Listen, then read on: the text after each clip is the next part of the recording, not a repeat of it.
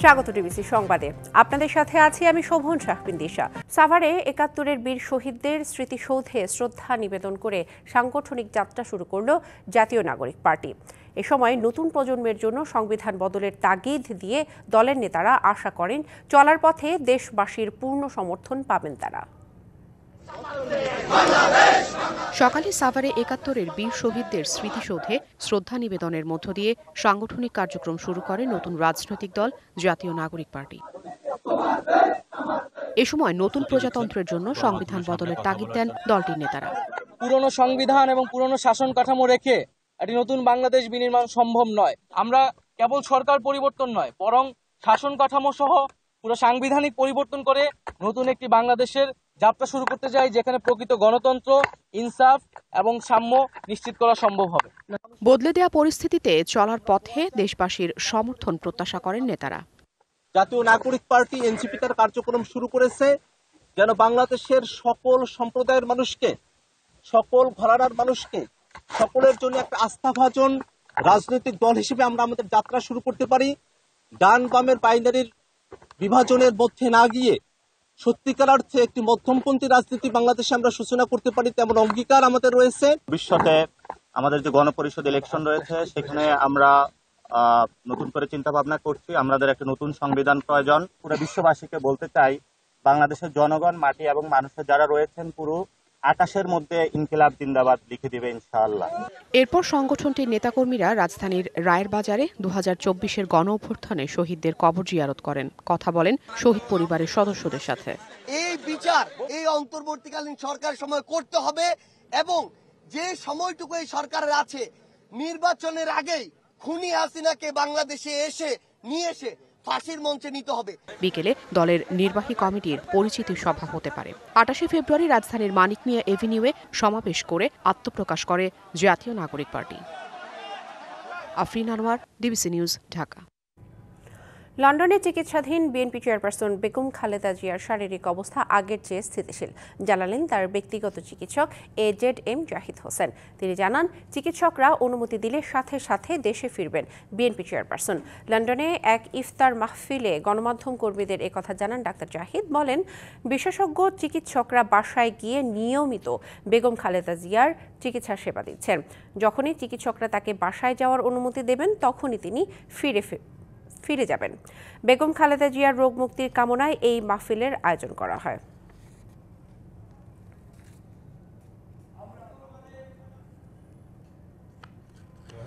আলহামদুলিল্লাহ, আগের চেয়ে ওনার শারীরিক অবস্থা অনেকটা স্থিতিশীল আছে। এখন এই অবস্থায় হয়তো উনি চিকিৎসকরা নিয়মিতভাবেই, এখানকার চিকিৎসকরা ওনাকে বাসায় হোম ভিজিটের মাধ্যমে ওনাকে নিয়মিতভাবে ওনার শারীরিক পরীক্ষা নিরীক্ষা এবং চিকিৎসার ব্যবস্থা করছে এবং খুব শীঘ্রই চিকিৎসকরা যখনই বলবেন উনি দেশে ফেরত যাবেন ইনশাআল্লাহ। বিনামূল্যে পাঠ্যপুস্তক ছাপানোর কাগজ নিয়ে তৈরি হয়েছে ভয়াবহ সিন্ডিকেট।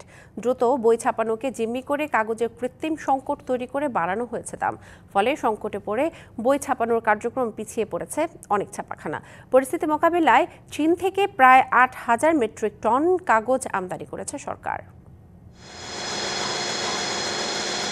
জুলাই গণ অভ্যুত্থানে আওয়ামী লীগ সরকার পতনের পর আগের টেন্ডার বাতিল ও ব্যাপক পরিমার্জনের ফলে এবার পাঠ্যবই ছাপানোর কার্যক্রম শুরু করতেই দেরি হয়। ফলে নির্ধারিত সময়ের পরও সব বই হাতে পায়নি শিক্ষার্থীরা। তবে দেরি করে বই ছাপানো শুরু হলেও পরে আরও নানা কারণ যুক্ত হয়েছে এর সাথে। এর মধ্যে অন্যতম মিল মালিকদের কাগজ নিয়ে সিন্ডিকেটের অভিযোগ। জাতীয় শিক্ষাক্রম ও পাঠ্যপুস্তক বোর্ড NCTB এবং ছাপাখানার মালিকদের কাছ থেকে জানা গেছে, গত বছরের ডিসেম্বরে পাঠ্যবই ছাপার কার্যক্রমের শুরুতেই কাগজের দাম ছিল টন প্রতি গড়ে ১,৫,০০০ টাকা, যা বছরের শুরুতে ১,১০,০০০ এবং জানুয়ারির শেষ সপ্তাহে এসে ১,৩৫,০০০ টাকা। পরে ফেব্রুয়ারির মাঝামাঝি এই কাগজের দাম দাঁড়ায় টন প্রতি ১,৪০,০০০ টাকা পর্যন্ত। NCTB ও প্রকাশকরা বলছেন, মিলগুলো সিন্ডিকেট করে কোমলমতি শিক্ষার্থীদের বইকে জিম্মি করে অযাচিতভাবে বাড়িয়েছে কাগজের দাম।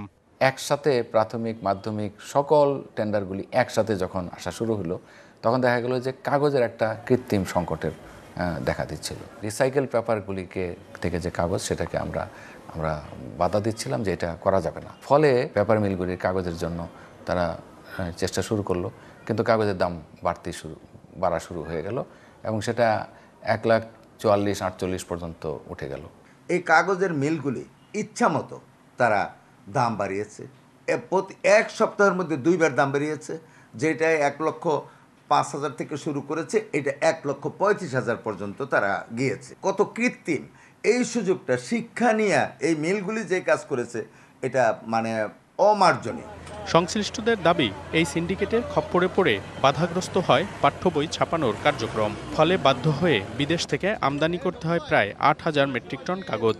কাগজ আমদানি করার সিদ্ধান্তের পরেই কিন্তু পেপার মিলগুলি কিন্তু কাগজের সরবরাহ কম, তারা কাগজ তৈরি করতে পারছে না, এই কথা তারা বন্ধ করে দিয়েছে। উপরন্তু প্রিন্টারদেরকে বলছে যে আমরাই আপনাদেরকে কাগজ দিচ্ছি, টাকা কাগজের দাম পরে দিয়েন। যেই কাগজ আমদানি করা হয়েছে এটা স্মরণকালের শ্রেষ্ঠ কাগজ। যারা দাম বাড়িয়েছিল, যেই কাগজ তারা 1,30,000 টাকায় বিক্রি করেছে, এখনই এটার দাম হলো 1,20,000 টাকা, 1,18,000 টাকা। সিন্ডিকেট করে কাগজের কোনো দাম বাড়ানো হয়নি বলে দাবি মিল মালিকদের। আমরা কাগজের দাম ওই আমদানিকৃত কাগজের জন্য আমরা কোনো কিছু কমাইনি। গত 2 বছর ধরে যে দাম আছে সে দামই আছে। ছাপাখানা খারাপ কাগজ উঠাইলো। চলতি সপ্তাহে আমদানি সম্পন্ন হবে চীন থেকে আনা কাগজের। Monirul Sohag, DBC news, Dhaka. Pabna general হাসপাতালে প্রায় 8 মাস ধরে নেই এক্স-রে এবং সিটি স্ক্যান মেশিনের ফিল্ম। এতে প্রতিদিনই সেবা থেকে বঞ্চিত হচ্ছেন রোগীরা। সরকারি হাসপাতালে 200 টাকার এক্স-রে করতে এসে বেসরকারি ক্লিনিকে গিয়ে গুনতে হচ্ছে 600 থেকে 700 টাকা। এদিকে বরাদ্দের চেয়ে চাহিদা বেশি হয়, ফিল্ম সংকট বলছে কর্তৃপক্ষ। পাবনাবাসীর স্বাস্থ্যসেবার ভরসাস্থল 250 শয্যার পাবনা জেনারেল হাসপাতাল। স্বল্প খরচে উন্নত স্বাস্থ্যসেবা নিশ্চিতে হাসপাতালে স্থাপন করা হয় সিটি স্ক্যান, ইসিজি ও এক্স-রে সহ অত্যাধুনিক বিভিন্ন মেশিন। হাসপাতালে রয়েছে একটি সিটি স্ক্যানার, এছাড়া 3টি এক্স-রে মেশিনের মধ্যে 2টি ডিজিটাল ও 1টি অ্যানালগ। প্রতিদিন এক্স-রে করতে প্রয়োজন হয় 70 থেকে 80টি ফিল্ম। কিন্তু ফিল্ম সংকটে প্রায় 8 মাস ধরে বন্ধ রয়েছে হাসপাতালের সিটি স্ক্যান ও এক্স-রে মেশিন। বাধ্য হয়ে বেসরকারি ক্লিনিক ও ডায়াগনস্টিক সেন্টারের দিকে ঝুঁকছেন রোগীরা। ফিল্ম নাই, এর জন্য ভোগান্তি আসলে সাধারণ মানুষের। আমরা এখানে আসলে আমাদের হাতে রিসিপ্ট লিখে ধরা দেয় যে বাইরে যে আপনারা টেস্ট করে নিয়ে আসেন। বেসরকারি ক্লিনিকে এক্স-রে করতে গিয়ে দালালের খপ্পরে পড়ে গুনতে হচ্ছে অতিরিক্ত অর্থ। আলট্রাসাউন্ড করাইছিলাম, তাই এখন ডাক্তাররা এসে দেখে কথা দিলে আমি বুঝতে পারতেছি না। তাই আপনারা বাইরে আপনি সিমলার যায় করিয়ে আসেন, নাহলে সেন্ট্রালে যায় করিয়ে আসেন। সারাদিনে হচ্ছে কামলা দিলি পরে 500 টাকার উপরে পাই না, কিন্তু আমরা একটা এক্স-রে করতে গেলে 700, 600, 800 টাকা নেয়। রোগীদের চাপ বেশি থাকায় মাঝে মধ্যেই ফিল্ম সংকট দেখা দেয়, এমনটা স্বীকার করে শিগগিরই সমস্যা সমাধানের আশ্বাস কর্তৃপক্ষের। প্রথমে যদি আমাদের বরাদ্দটা একটু বেশি দেওয়া হয়, যে আমরা বেশি পরিমাণের এক্স-রে ফিল্ম বা কেমিক্যালগুলো কিনতে পারি, ওই বরাদ্দের মধ্যেই আমরা তখন দেখা যাচ্ছে যে হয়তো কিছু ওষুধ কম কিনে আমরা তখন এই ইয়েগুলো একটু বেশি কিনতে পারবো। দ্রুত সংকট কাটিয়ে সরকারি হাসপাতালে সিটি স্ক্যান ও এক্স-রে মেশিন চালুর দাবি জেলাবাসীর। DBC news desk. নানা সংকটে হুমকির মুখে সাতক্ষীরার টালি শিল্প।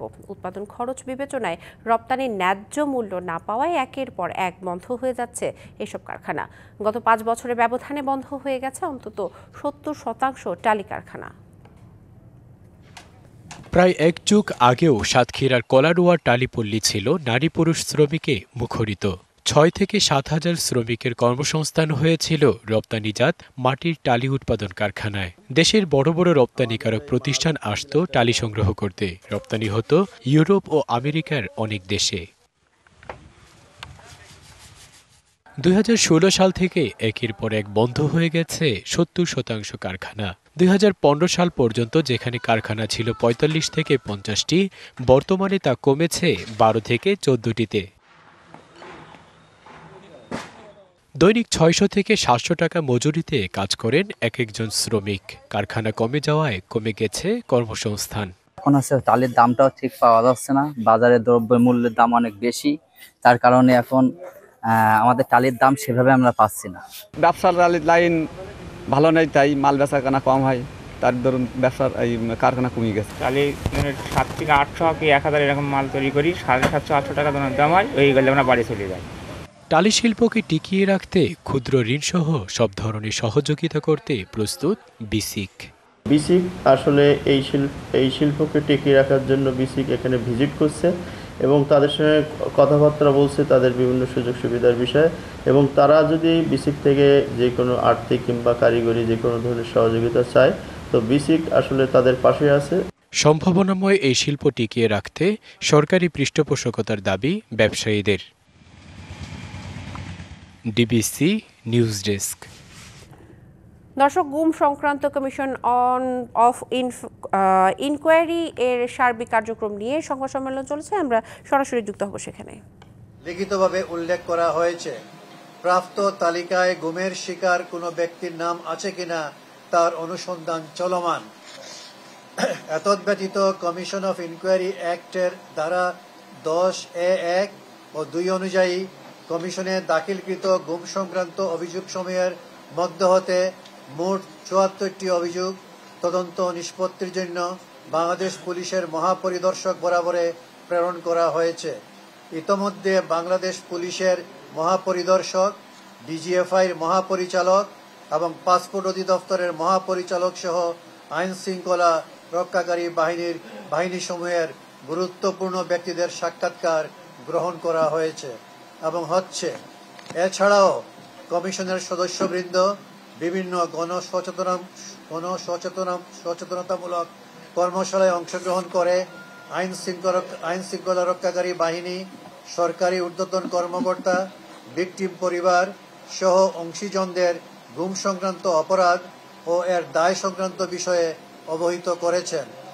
এছাড়া ঢাকা, বগুড়া, নারায়ণগঞ্জ, রাজশাহী, চট্টগ্রাম সহ বিভিন্ন জেলায় ডিজিএফআই, সিটিটিসি ও র্যাবের নিয়ন্ত্রণাধীন বেশ কিছু গোপন বন্দিশালার সন্ধান পাওয়া মাত্রই তা অত্র কমিশন পরিদর্শন করে অপরিবর্তিত রাখার নির্দেশনা প্রদান করেন। যেমন সংবাদ এই ছিল এখনকার মতো। ডিবিসি নিউজের সংবাদগুলো পড়তে ভিজিট করুন dbcnews.tv আর ভিজিট করুন ডিবিসি নিউজের ফেসবুক পেজ এবং ইউটিউব চ্যানেল। ডিবিসির সঙ্গেই থাকুন।